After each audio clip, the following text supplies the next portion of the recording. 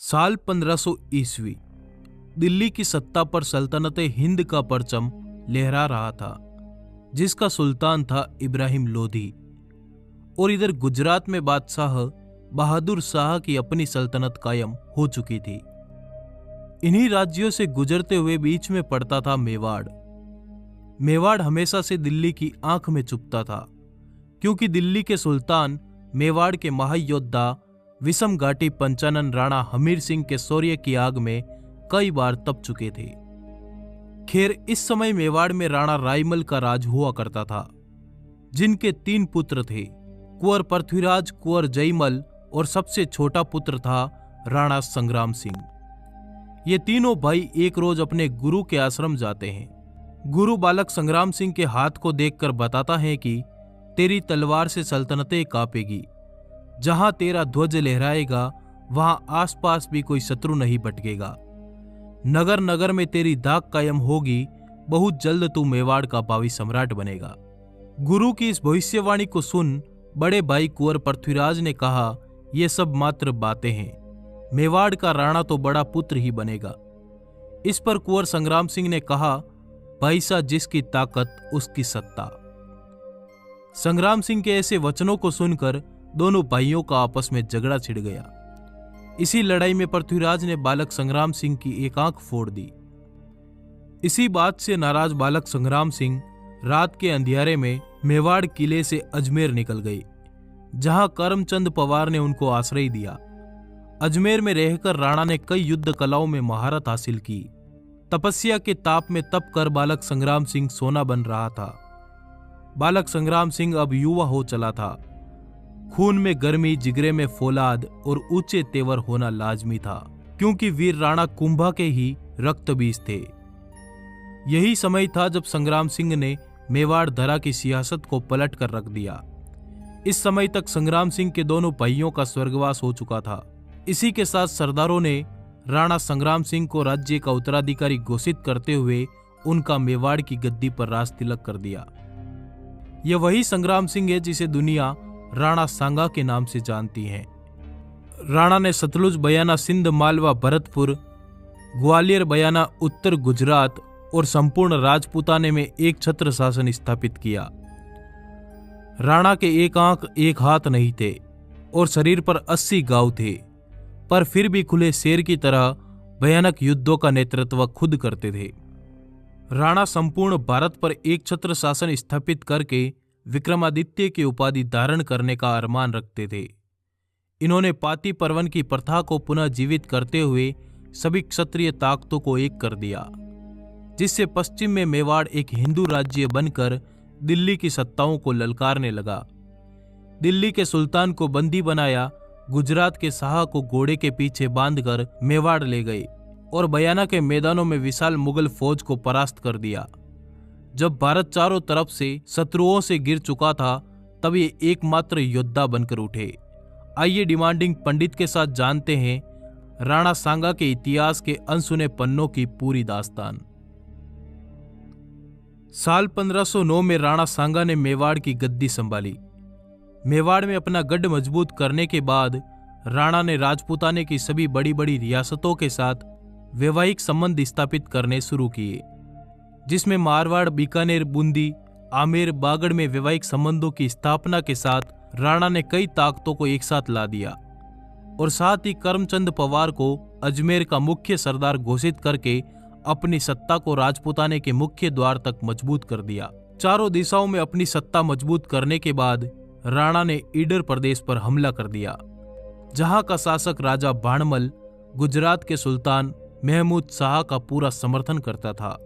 राणा के इस भयानक हमले से ईडर नरेश गुजरात भाग गया, जिसके बाद राणा ने अपने सरदार को ईडर का मुख्य प्रहरी बना दिया। इधर मेवाड़ से दूर मालवा में सुल्तान नासिर शाह खिलजी का शासन हुआ करता था, जिसका वजीर था मेदिनी राय। मेदिनी राय खिलजी की नीतियों के पूर्ण खिलाफ था और इन्हीं बातों से तंग आकर मेदिनी राय राणा सांगा के दरबार में जा पहुंचा, जहां राणा ने मेदिनी राय को गागरोन और चंदेरी का प्रहरी बना दिया। अब आप देखिए, राणा ने बड़ी बड़ी रियासतों से रिश्ते तय करके सभी बड़ी ताकतों को एक छत्र में ले आए और चारों तरफ अपने विश्वसनीय सरदारों को बैठा दिया। अब राणा ने महाभयानक युद्धों का शंखनाद किया। राणा की निगाहें तो शुरुआत से ही दिल्ली की सत्ता पर टिकी थी और इसी के साथ राणा ने पश्चिमी उत्तर प्रदेश के कई क्षेत्रों पर अपना ध्वज लहरा दिया और दिल्ली को आगरा पर हमले की ललकार भेजी। अब दिल्ली दूर नहीं थी। राणा की इस बढ़ती ताकत ने सबको हैरान कर दिया। इसी बढ़ती ताकत का जवाब देते हुए साल 1517 में दिल्ली के सुल्तान इब्राहिम लोदी ने तुरंत एक विशाल सेना के साथ मेवाड़ पर चढ़ाई कर दी। इस युद्ध में इब्राहिम की सेना को चारों तरफ से घेर लिया गया। इस युद्ध में राणा का एक हाथ कट गया और एक पैर पर तीर लगा, जिससे उन्होंने एक पैर खो दिया। इब्राहिम को कैद करके मेवाड़ दरबार ले जाया गया, जहां से हरजाना लेकर उसे छोड़ दिया गया। उसके 2 साल बाद फिर साल 1519 में इब्राहिम लोदी ने मियां मक्कन के नेतृत्व में राणा सांगा पर एक बार फिर हमला कर दिया। इस बार फिर राणा सांगा की विजय हुई। दिल्ली के सुल्तान को 2 बार पराजित करने के बाद संपूर्ण राजपूताने में राणा सांगा के नाम की दाग कायम हो गई और सभी ने सांगा को अपना सरदार चुनते हुए उन्हें हिंदू पथ की उपाधि से नवाजा। साल 1518 में मालवा के सुल्तान महमूद खिलजी ने गागरोन पर दावे बोलना शुरू कर दिया, जिसके बाद राणा सांगा और महमूद की सेना के बीच घनघोर युद्ध हुआ। इस युद्ध में सांगा ने महमूद के सभी सरदारों को मार डाला और महमूद को बंदी बनाकर चित्तौड़ में 5 महीने तक कैद कर दिया गया। इतिहास अब करवट बदल रहा था। काबुल का बादशाह बाबर और दिल्ली के सुल्तान इब्राहिम लोदी के बीच 20 अप्रैल 1526 में पानीपत के मैदान में घनघोर युद्ध छिड़ गया। इस युद्ध के समय राणा सांगा शांतचित्त से मौके की तलाश में थे। उनको लगता था कि बाबर इब्राहिम को मारकर कुछ दिन दिल्ली में रहेगा, फिर वापस लौट जाएगा, पर ऐसा नहीं था। बाबर ने इब्राहिम को मारकर दिल्ली पर अपनी सत्ता कायम कर दी। अब भारत की स्थितियां काफी बदल चुकी थी। दिल्ली की सत्ता पर सल्तनतें मुगलिया कायम हो गई थी और इधर मेवाड़ एक बहुत बड़ा हिंदू साम्राज्य बन चुका था, जिसका विस्तार दिल्ली को छूता था। बाबर स्पष्ट था कि जब तक राणा सांगा जैसा योद्धा है, तब तक वो भारत पर मजबूत शासन स्थापित नहीं कर पाएगा और इसी के तहत बाबर अपनी विशाल सेना के साथ फतेहपुर सीकरी में अपना डेरा डालकर बयाना दुर्ग पर अधिकार जमा लेता है। मेवाड़ी सरदार भागता हुआ पहुंचा मेवाड़ दरबार में और राणा को सूचना दी कि काबुल की ओर से आई विशाल सेना ने हमारे दुर्ग पर कब्जा कर लिया और आपको युद्ध की चुनौती भेजी है। राणा को चुनौती का समाचार मिलते ही राणा ने महायुद्ध का ऐलान कर दिया। संपूर्ण राजपूताने में पाती परवन का संदेश भिजवाया गया, जिसके तहत सभी क्षत्रिय ताकतें राणा के छत्र के नीचे एक साथ मिलकर महासेना का रूप धारण कर चुकी थी और निकल पड़े बयाना की तरफ। भयानक शंखनाद के साथ युद्ध का ऐलान किया गया। मारवाड़ नरेश मालदेव राठौड़ ने युद्ध की रणनीति तय की।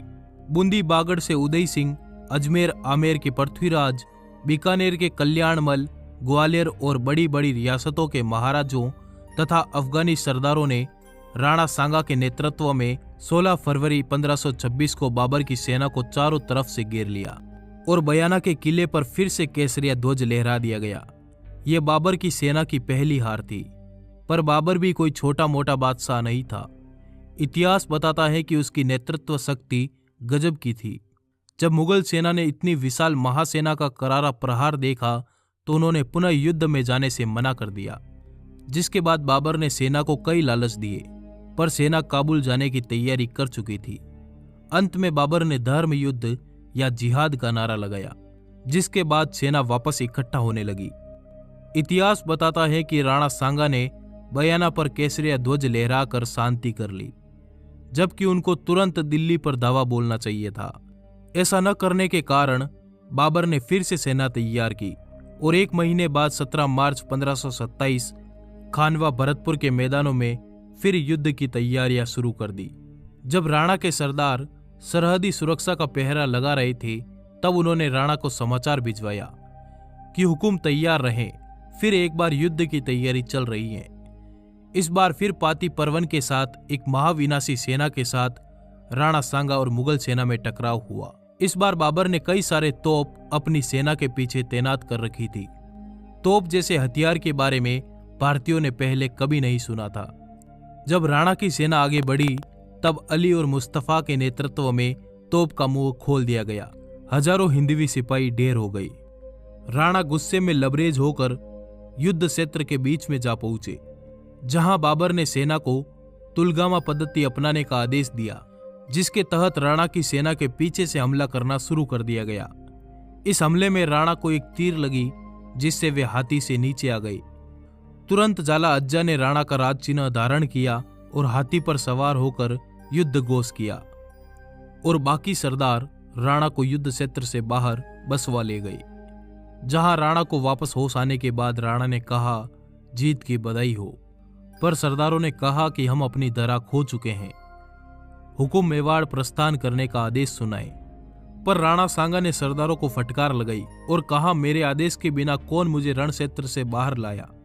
पुनः युद्ध की तैयारी करो, हम विजयश्री के साथ मेवाड़ जाएंगे। तभी राणा को संदेश मिला कि बाबर की सेना चंदेरी पर हमला करेगी। तो राणा ने सरदारों को कहा, तैयार हो जाओ और निकल पड़ो चंदेरी की तरफ, जहां कालपी के मैदानों में राणा सांगा ने अपना डेरा लगाया।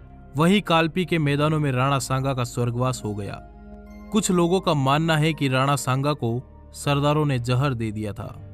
पर कुछ भी हो, राणा सांगा का संपूर्ण जीवन अखंड भारत के निर्माण में बीता।